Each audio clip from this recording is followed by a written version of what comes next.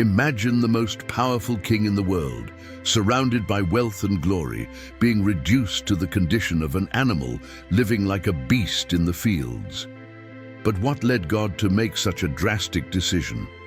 What did this king do to deserve such a punishment? And more importantly, what does this have to do with you? Get ready to uncover a story that goes far beyond the lines of an ancient book. This is a lesson that transcends time and could transform the way you see life. Let's explore together the secrets behind this extraordinary episode in biblical history. But before we begin, make sure you're subscribed to our channel. And if you believe these teachings can transform lives, leave your like so that more people can discover this truth. Nebuchadnezzar II wasn't just a king.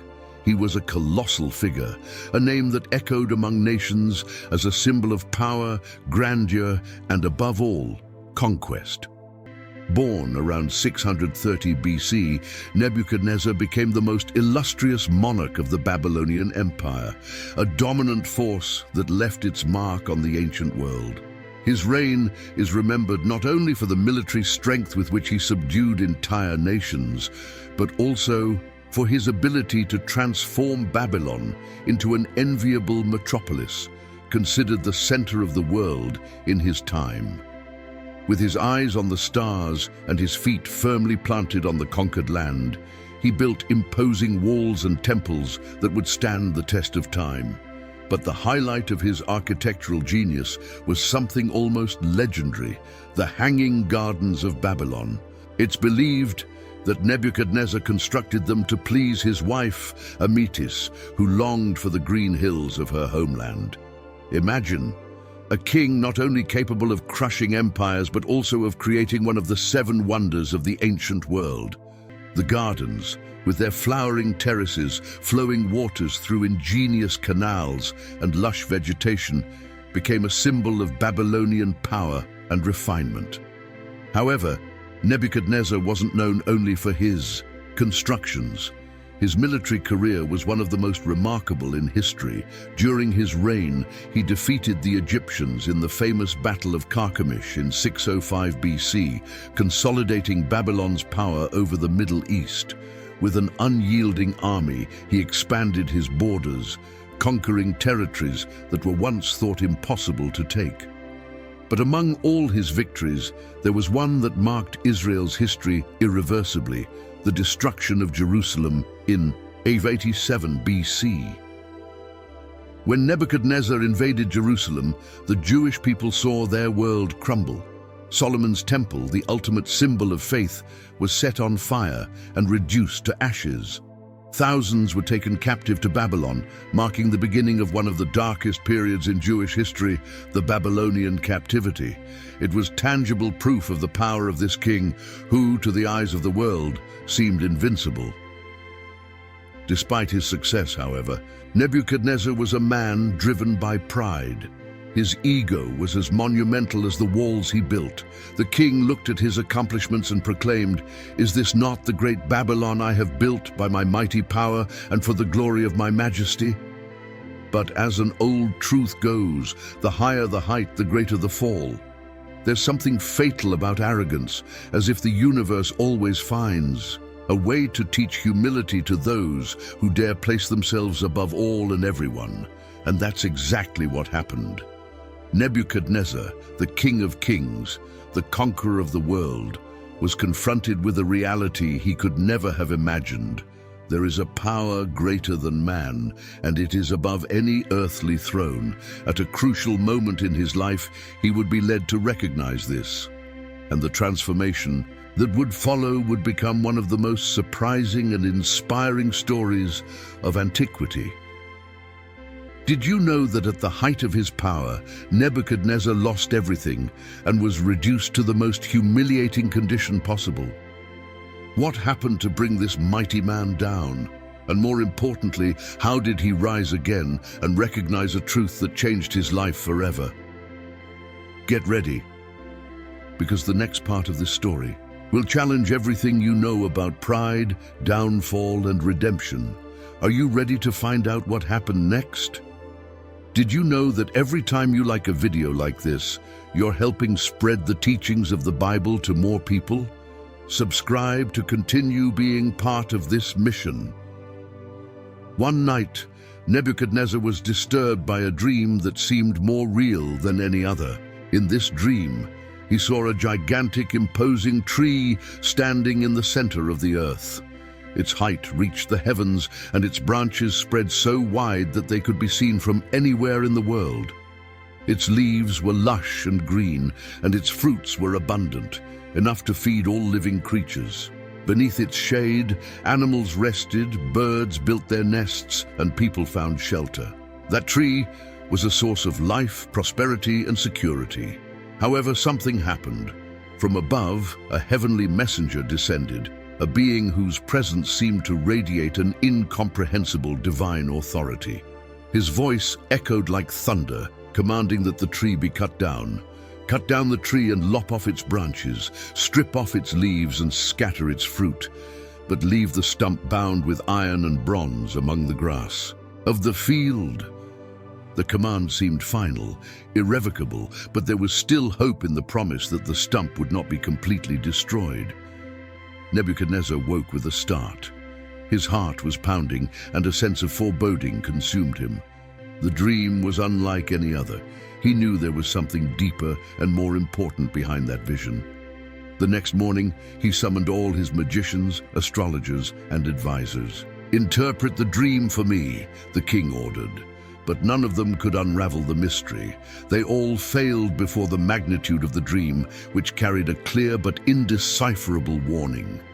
It was then that Nebuchadnezzar remembered Daniel, the Jewish prophet. Daniel, who had already demonstrated divine wisdom on other occasions, was called into the presence of the king. The prophet listened attentively to the description of the dream and, for a moment, remained silent.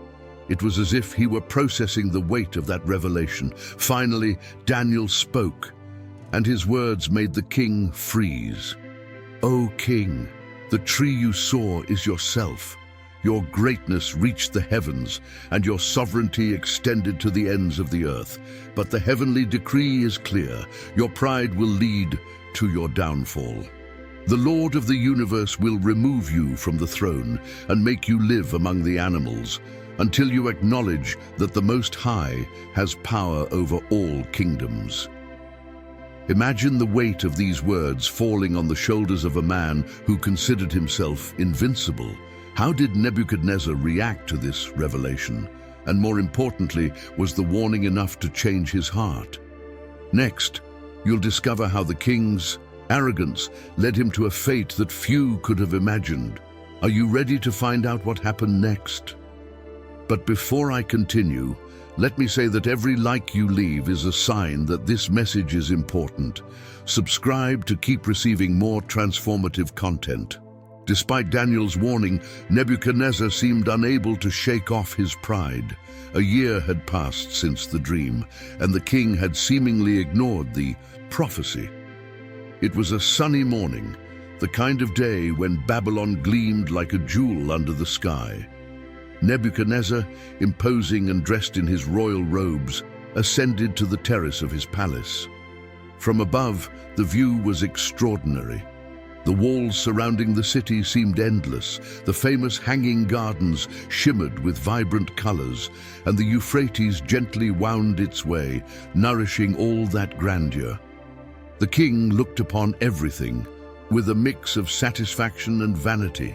To him, Babylon was not just a city, it was a living monument to his power and ambition.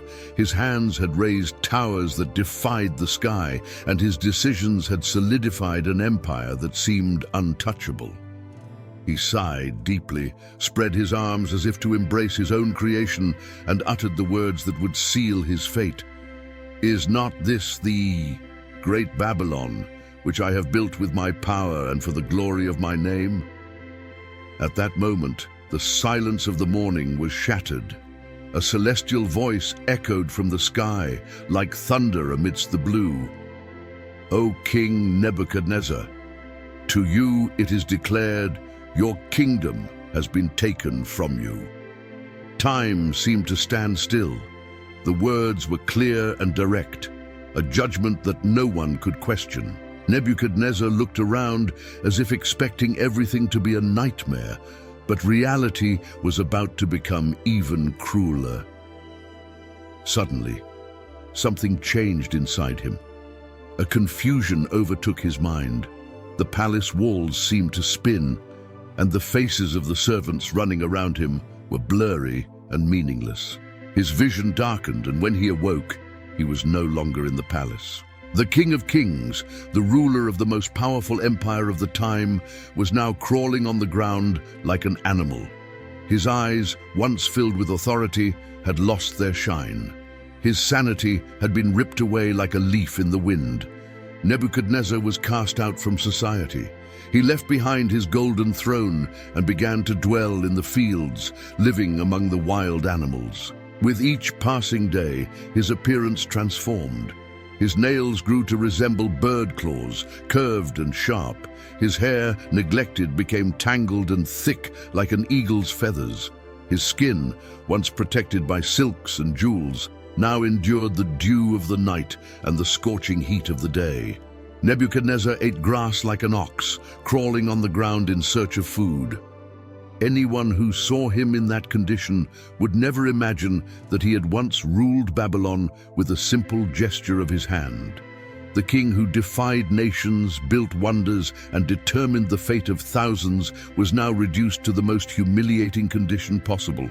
The arrogance that once burned in his heart had been replaced by a harsh lesson. No matter how powerful a man may be, he is but a grain of sand in the face of eternity. For 7 long years, Nebuchadnezzar lived in this condition. The land he had once ruled was now his home, and the animals he had once ignored in his days of glory were his only companions. Babylon continued to prosper, but the throne stood empty, a silent monument to the fall of a king who dared to challenge the divine. But was that the end of the story? After all, how could such a great man return from such a devastating fall? The answer to this question lies in a surprising moment, where humility replaced pride and a broken heart finally found redemption. Are you ready to see what happened at the end of this unexpected story of Nebuchadnezzar's life? Nebuchadnezzar, the great king who once proclaimed himself the Lord of the world, was now unrecognizable. 7 long years had passed, and during all that time he lived like a beast of the field. The man who once wore the finest clothes, adorned with golden jewels and shining crowns, now walked naked across the grass, his skin exposed to the scorching sun of Babylon and the cold rains of the night.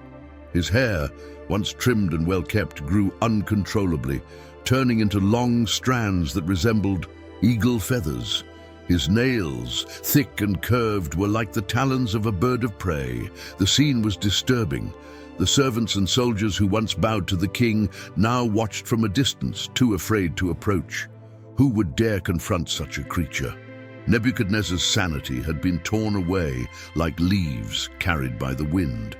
He moved through the fields, crawling, eating grass like cattle, and drinking water from puddles. The humiliation was complete. The great conqueror of the world no longer ruled anything, not even himself. And what happened in the palace corridors during those years? Whispers filled the air, advisors feared a revolt, and the throne seemed empty, although it continued to be occupied in the name of the absent king.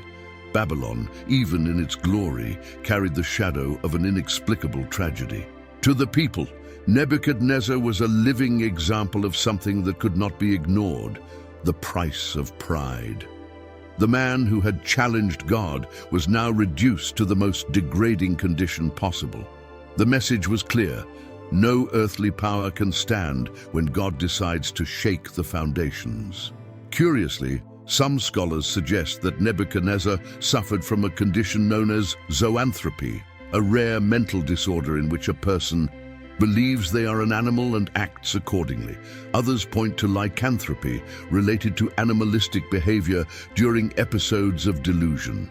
But whatever the medical explanation, the spiritual meaning of the experience cannot be ignored. It was not mere madness, but a direct lesson from the Creator. The one who reigns over heaven and earth showed Nebuchadnezzar that all human glory is fleeting and that true power belongs solely to God. Imagine what was going through the king's mind during those years. Perhaps in moments of clarity, he reflected on his arrogant words, on the walls of Babylon that he proclaimed were the work of his own hands. He, who once gazed upon the city from the heights of his palace, now saw the world from the ground level. Who knows, amidst the delirium and the silence of the plains, he began to understand something that no throne or military victory could teach. True greatness comes from humility and the recognition that we are dependent on something greater than ourselves. 7 years is not a short time. For Nebuchadnezzar, they were years of complete desolation, but also of transformation. Like a seed that must be buried in darkness to finally sprout, he passed through the deepest valley of humiliation so that he could be reborn with a new perspective. His soul, once hardened by pride, was being worked, shaped, and finally restored. And then in the 7th year, something extraordinary happened. In a moment that seemed lost in time, Nebuchadnezzar lifted his eyes to the sky. For the first time in years, he looked away from the ground where he crawled and turned toward the Creator. It was at this moment that something within him broke. The voice of pride was silenced, making room for genuine surrender. It was as though the dark clouds that had covered his mind finally dissipated, allowing the light to enter again. Nebuchadnezzar's sanity returned. The man who had lived like an animal was once again a king, but he was no longer the same. His eyes now reflected a deep understanding that could only come from experience. God is in control of everything, and all earthly power is granted by his will. The servants, in disbelief, witnessed the return of the king, not as a proud tyrant, but as a humble and transformed man. But what happens after this moment of redemption? How does Babylon welcome back its lost monarch? And what does Nebuchadnezzar do with this second chance that was given to him? Prepare for the most inspiring conclusion to this story, where the king, who had been humiliated to the dust, now proclaims a truth that would echo through the ages. 7 years of darkness, humiliation, and degradation had passed. 7 years in which Nebuchadnezzar, the most powerful king on earth, had been reduced to a shadow of himself, living like a wild creature. In the fields, the silence around him was profound, broken only by the sound of the winds and the rustling of the leaves. His subjects had grown accustomed to seeing him that way. He was a forgotten king, a symbol of what pride could do to even the most glorious of men. But then, something happened, something that would change not only Nebuchadnezzar's fate, but the hearts of all who would hear this story. On that day, beneath a vast and silent sky, Nebuchadnezzar almost instinctively did something he hadn't done in years. He lifted his eyes to the heavens. Perhaps it was the first time he hadn't looked at the ground where he crawled, or at the trees surrounding him. He looked to the infinite. It was as if, in that simple gesture, he finally admitted the truth he had resisted for so long. His heart, hardened by pride, was broken in that instant. The deep silence gave way to an inner voice that, for the first time in a long while, did not scream in despair, but surrendered in humility. And then, something extraordinary happened. Nebuchadnezzar's mind, once clouded, was restored. The fog of confusion lifted like a veil being removed. He came back to himself. He realized who he was, where he was, and above all, who God was. In the exact moment when clarity returned, the king did not rise in anger or revolt. No. What came from his lips was genuine praise, a deep confession that echoed through the silent fields and surely in the heavens.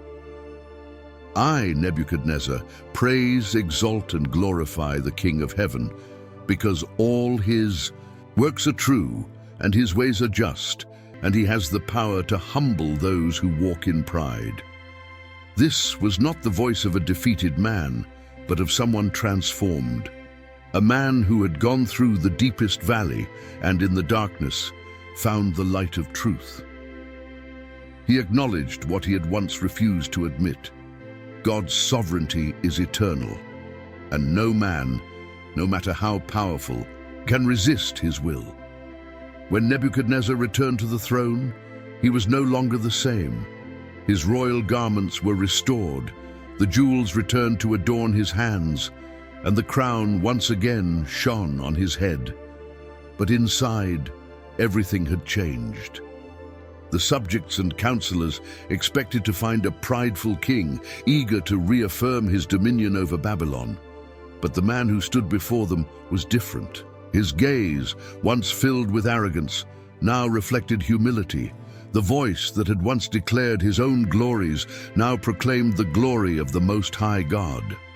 The king who had built walls to showcase his greatness now recognized that no wall, no empire, no human force could compare to the will of the Creator.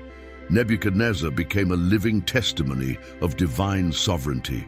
The one who had fallen to the lowest point was restored to his place, not by merit but by God's grace and will. His experience served as a lesson for all in Babylon and continues to echo through the generations. God did not humble Nebuchadnezzar to destroy him but to save him. He brought him to the dust so that he could lift his eyes to the heavens. Now imagine the impact of this transformation. The subjects heard from his own lips that all glory and all power belonged to the Most High. The powerful men in the court trembled as they realized that if even the greatest king in the world had to bow before God, what about the rest of them? The king's humiliation became a story told in every corner of the empire, reminding everyone that pride precedes a fall, but humility precedes restoration. This story is not just about Nebuchadnezzar, it is about all of us. After all, how many times do we forget to lift our eyes to the heavens? How many times do we trust in our own strength, our achievements, our possessions, and forget that everything we have has been given to us? Nebuchadnezzar's moment of recognition teaches us that it is never too late to surrender and acknowledge who is truly in control. But what does this experience teach us on a deeper level? How can this journey of humiliation and restoration impact our lives today? Stay with us as we delve into the powerful lessons we can learn from Nebuchadnezzar's story and how to apply them in our daily lives. Get ready for insights that could transform your perspective. The story of Nebuchadnezzar is not just a tale about a distant king lost in a time many consider outdated. On the contrary, it resonates powerfully in our days. After all, we live in an era where the relentless pursuit of success, recognition, and personal glory dominates speeches, dreams, and often the values of many. It is the era of numbers. Likes, followers, titles, and accumulated wealth have become the thermometer of someone's worth. It is very easy, too easy to fall into the trap of pride, just as King Nebuchadnezzar did. He believed that his success was solely the result of his own hands, intelligence, and strategies. But the truth is that everything we have, whether much or little, is a gift given by God. And here is the most powerful lesson: pride is not just a problem of the past. It is the same invisible monster that corrodes hearts today. It hides behind unchecked ambition, constant comparison with others, and the need for external validation. We live running, trying to become kings in our small empires, whether at work, with family, or on social media. Yet, the story of Nebuchadnezzar serves as a mirror. The more we ignore God's sovereignty and believe in the illusion of self-sufficiency, the more we risk losing what we think we have achieved. And don't be fooled. This loss does not need to be a literal throne. Sometimes what we lose are our relationships, our peace, our purpose. How many people today find themselves exhausted, lonely, lost in the shine of their own victories? The higher we rise in pride, the harder the fall can be. Nebuchadnezzar had to be humbled, crawling on the ground like an animal, to finally lift his eyes to the heavens and acknowledge everything comes from God, and without him, we are dust. But here is the most beautiful point of this story. Grace. Grace. Even after years of pride and rebellion, God did not abandon Nebuchadnezzar. He allowed the king to go through pain, not as an eternal punishment, but as an opportunity for transformation. This shows us something magnificent. It is never too late to start over, no matter how far we've gone, how distant we feel, or how many mistakes we've made. If a king who lived like a beast for 7 years could be restored, why would it be different for us? And this restoration is not just a return to the position we fell from, but a complete rebirth. Look at Nebuchadnezzar. He did not return to the throne as the same man. He came back transformed, humble, aware that his strength came from the Most High.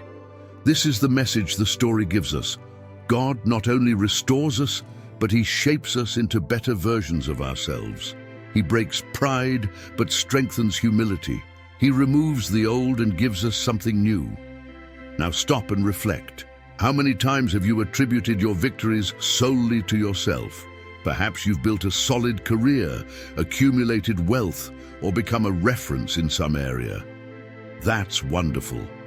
But remember, these blessings didn't come only from your ability. God is the source of everything.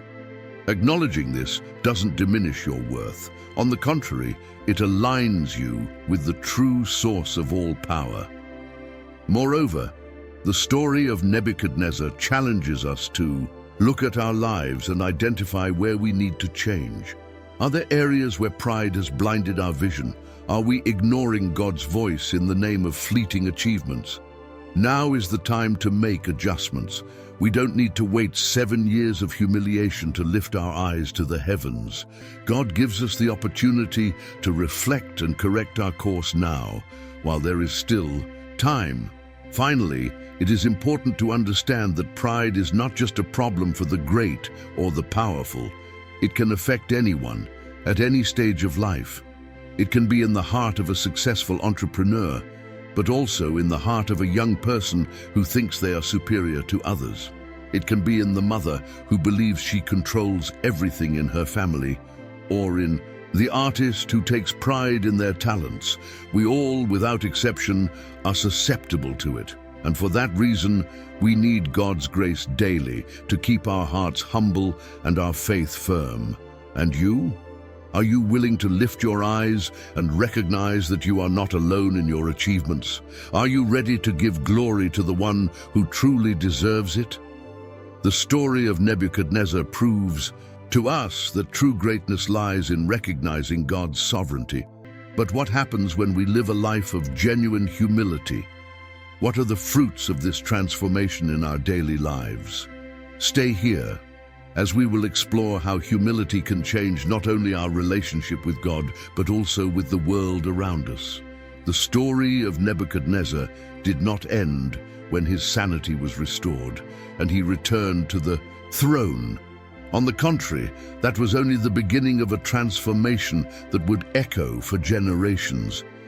He not only recognized in the silence of his heart the sovereignty of God, he made it a point to tell the world what had happened. Now, take a moment and imagine the scene. A king who had once been the most powerful man of his time, with unshakable armies and majestic palaces, now humbles himself. He did not hide his shameful past, nor did he try to justify his actions. Instead, he turned his downfall into a public testimony, something almost unthinkable for a ruler of his stature. Nebuchadnezzar wrote a decree, a document that would be read in all the provinces of the vast Babylonian Empire. An empire that, it is worth noting, encompassed different nations, languages, and cultures. Every citizen, from the humblest to the governors of provinces, had the opportunity to hear the words of a man who dared admit his weakness before a much greater power. "Now I, Nebuchadnezzar, praise, exalt, and glorify the King of heaven," he proclaimed. These were not ordinary words, let alone words expected from a king who once walked arrogantly through the golden halls of his palace. What makes this attitude even more extraordinary is that Nebuchadnezzar was not obligated to expose his story. He could have kept the 7 years of humiliation a secret, simply regained control and continued his reign. There were no newspapers, social media, or cameras to record the event.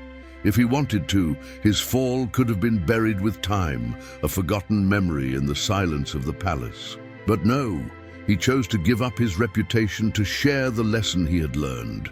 This decision teaches us something valuable. Our moments of weakness do not have to be hidden.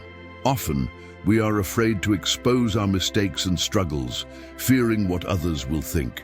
We try to project an image of perfection, of someone who never fails. However, the story of Nebuchadnezzar proves that vulnerability holds power. When we choose to admit our falls and show how God has restored us, our stories become bridges of hope for others. How many people in the vast Babylonian Empire heard that decree and saw themselves reflected in the king's testimony? Perhaps there were men and women who also struggled with pride, with the feeling that they did not need God. Perhaps lesser leaders tried to cling to power, unaware that it did not belong to them. Yet, when they heard a king say that he himself had been humbled and restored, how many hearts were touched?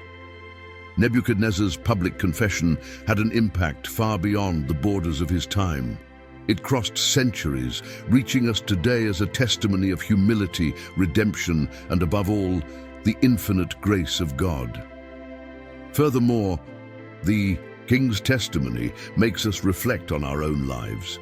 Do we have the courage to admit our mistakes and share the lessons learned? Do we understand that God can use even our hardest moments to inspire others? The account of Nebuchadnezzar is an invitation to transform pain into purpose, shame into testimony, and pride into humility. Today we can still hear the echo of King Nebuchadnezzar's words. When he declares the glory and sovereignty of God, he reminds us that no human power is greater than divine power. He proves that when we fall and rise again with God's help, our story is no longer about us, but about the one who restored us. And here is the question: are you willing to turn your falls into a testimony that glorifies God? Nebuchadnezzar did this, and his story is still alive today, inspiring lives around the world.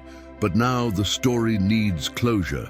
How can we take everything we've learned from Nebuchadnezzar and apply it to our lives in a practical and profound way?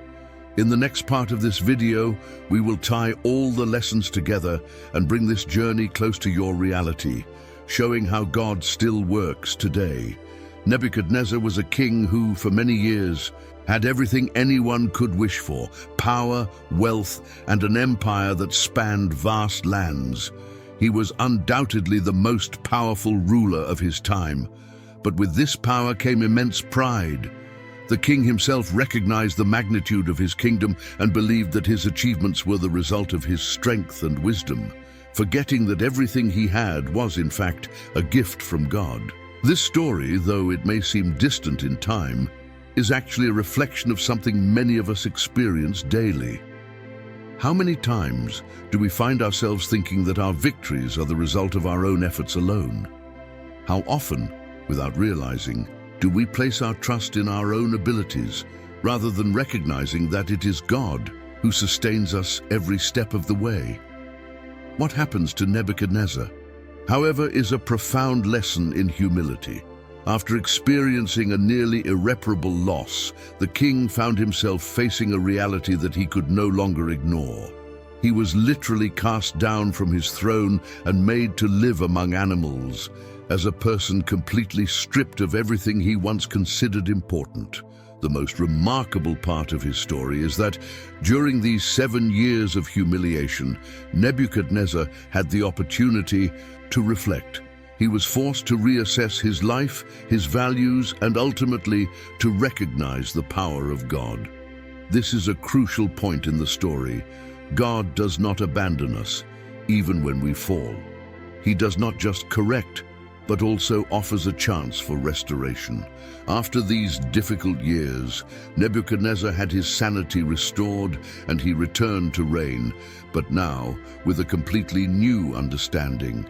He knew that all power came from God. The story of Nebuchadnezzar teaches us that the call to humility and reconnection with God is not something that only happens in times of great crisis. Often, God silently calls us to reevaluate our lives and our priorities. Perhaps we don't face a punishment as drastic as Nebuchadnezzar's, but in some way, we all go through moments where we are challenged to rethink our paths. These moments may be small signs like a difficult situation, a loss, or even a feeling of emptiness. These are disguised opportunities to reconnect with God and remember who is truly in control of everything. This, my friends, is a great opportunity for transformation. How many of us at times take a path that distances us from the Lord? It could be a life choice, a career decision, or even our personal relationships that pull us away from God's divine purpose. But the truth is that it is never too late to return. God's patience is endless, and He always offers us a chance to come back to His arms.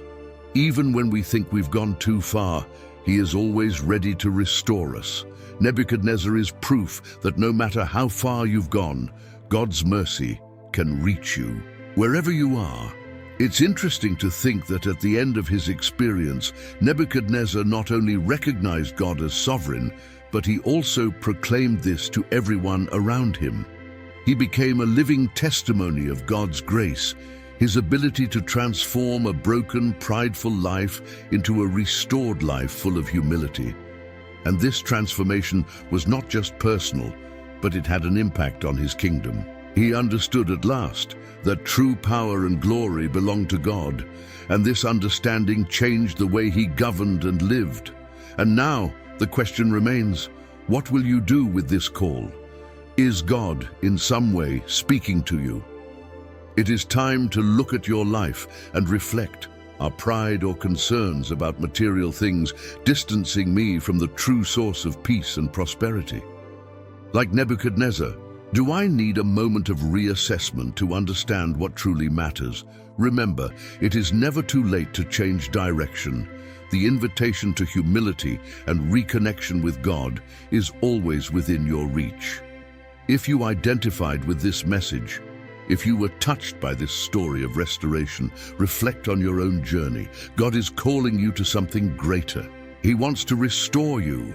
He wants you to live with more purpose, humility, and above all, with a life full of His presence. Perhaps you need to leave something behind, just as Nebuchadnezzar did, or maybe it's time to reassess and seek a deeper reconnection with God. And if you know someone who needs to hear this message, share this video right now. The story of Nebuchadnezzar may be the key to someone's transformation. If you've been touched, like the video, subscribe to the channel and activate the notification bell so you won't miss the next content that will surely impact your life in a profound way. Remember, the lessons of the Bible are eternal and have the power to transform lives, including yours.